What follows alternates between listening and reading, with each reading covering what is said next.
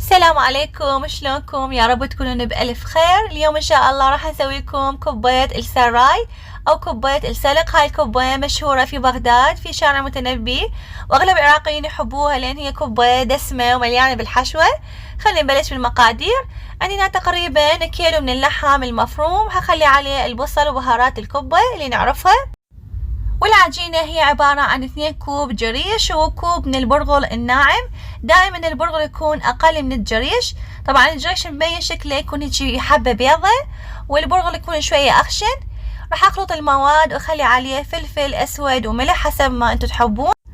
وراح أضيف المي تقريبا كوب وربع من المي الفاتر، يعني لا بيه حرارة كلش مغلي ولا دافي، يعني بين البينين.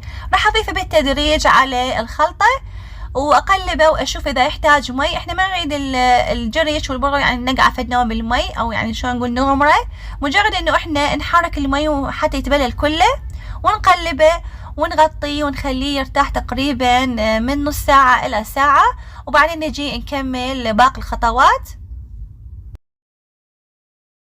وبعد ما مر عندنا وقت تقريبا نص ساعة، وبعد ما ارتاحت العجينة، شوفوها هنا هسه كلها شربت المي وبدأ صارت عندنا عجينة لينة. راح اقلبها بايديا، شوفوها شلون لينة، بس يعني مو كلش يعني لينة، يعني ممكن انه اني اعصرها بايديا.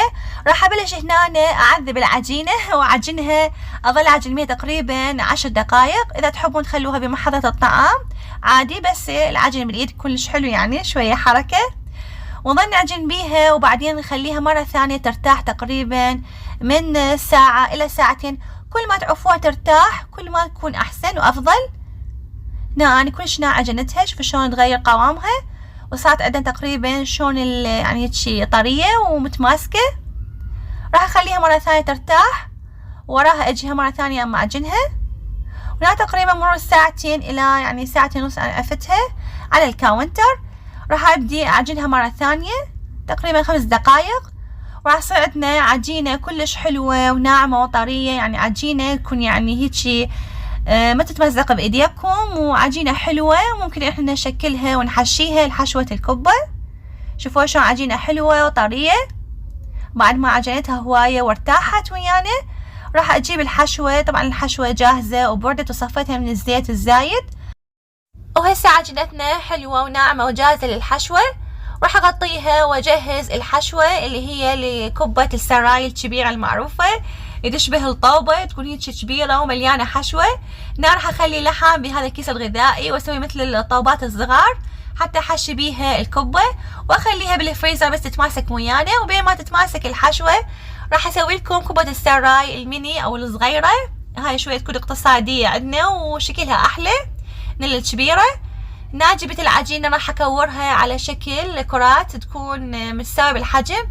جبت هذا كوب القياس اللي هو ربع كوب حتى يطلع عندنا احجام متساوية، وكلهن كورتهن وجهزتهن يعني تحت ايديا.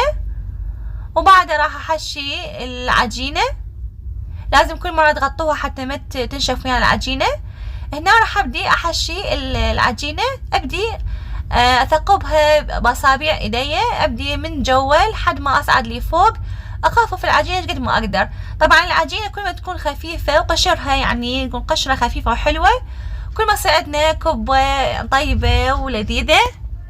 وبعدين خففت الاطراف كلش بايديا، وراح اخلي بيها حشوه تكون حشوه يعني محترمه، لان الكبه كل ما يصير حشو بيها هوايه كل ما تصير طيبه، يعني ما نحس ان احنا بدنا ناكل عجين، ناكل كبه، يعني الكبه اللي نحبها احنا. ابدي الم العجينه بايديا يعني من جوا لفوق، يعني بدون ما اضغط عليها، هيك بس المها لم بكف ايدي. اخذ العجينه من الاسفل وابدي اصعدها لفوق بهاي الطريقه بدون ما اضغط عليها بالبدايه، يعني هيك براحه ايديا. وابدي ادخل اللحم لجوا واخذها لفوق لحد ما تلم كلها عندي الكبه، واغلق هاي الفتحه الصغيره بايديا، واخذ الزايد اذا بيها عجين زايد. وبعد ما طلعت العجين الزايد من الكبة راح ابدي اضغطها بايديناتي، اطلع الهواء الزايد واكورها واسوي هذا الشكل الكروي الحلو الناعم. طبعا عجينة كلش حلوة وما عذبتني بالشغل. اهم شي انه احنا كل مرة نبلل ايدينا ونبدي نحشي الكبة. هنا الكفوف شوية يعني ضوجتني بالشغل، يعني صراحة انتو بعد امهات بيوت عادي بديكم ايد نظيفة ومعقمة وبشوا حشوا الكبة. وهنا مرة ثانية حبيت أراويكم الطريقة، يعني أبدي شلون أحشي الكبة. أخذ العجينة وأبدي من قاع العجينة أو من يعني أسفل العجينة، وأصعد بها لفوق إلى أن أخففها بيدي وأحشيها الحشوة الحلوة، وأبدي ألمها بيدي وأسد الفتحة اللي بيها مال اللحم، وأخذها بيدي وألمها لم، وبعدين أحاول أطلع الهواء الزايد من عندها وأكورها. كلش بسيطة، ما يحتاج لها شيء. أهم شي العجينة مالتكم تكون عاجنيها عجن زين، هو هذا السر. وهنا راح اسوي لكم الكوباية الطوبة الكبيرة اللي هي نشوفها بالاسواق وبالمحلات، كوباية السراي المشهورة. هنا جبت كيس نايلون دهنته بشوية زيت وفردت العجينة، يعني صار عندي شوية عجينة كبيرة صراحة، يعني وايد اخذني الوهس على الفرد، بس اخذت الزايد وطلعته. وجبت هاي كرات اللحم اللي بردناها، هي مو جامدة يعني شوية متماسكة، وخليتها على العجينة وابدي المها لم بايدي بدون ما اضغط عليها.